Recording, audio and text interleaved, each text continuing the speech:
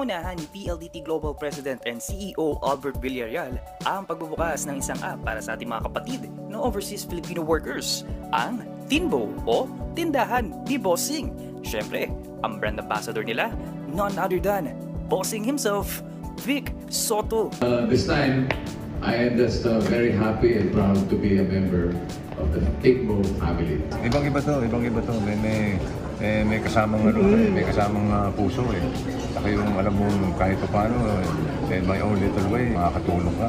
Maibsan yung problema ng mga overseas workers around the world.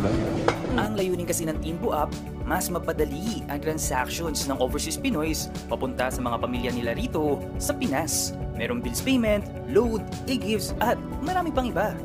I would say convergence point ng mga Pilipino ngayon kasi hindi lang siya useful in terms of utility app. And moving on, makalaki pa natin to. We just want this to be the go-to app ng mga OFW. Pero wait, there's more!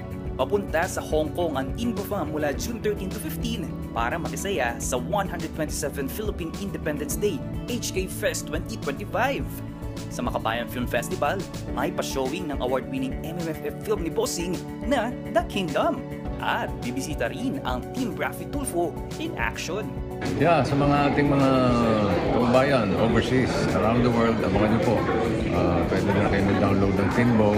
This is a one-stop shop para sa ating mga OFWs, mga overseas na namumblema sa kung ipapadala ng pera, bayaran ng bills, pambili ng cake, pambili ng ganyan.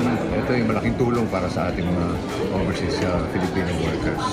Basta alaga, itimbo mo na yan. Mobile journalist JF Rivera po, hatid ang mukha ng balita.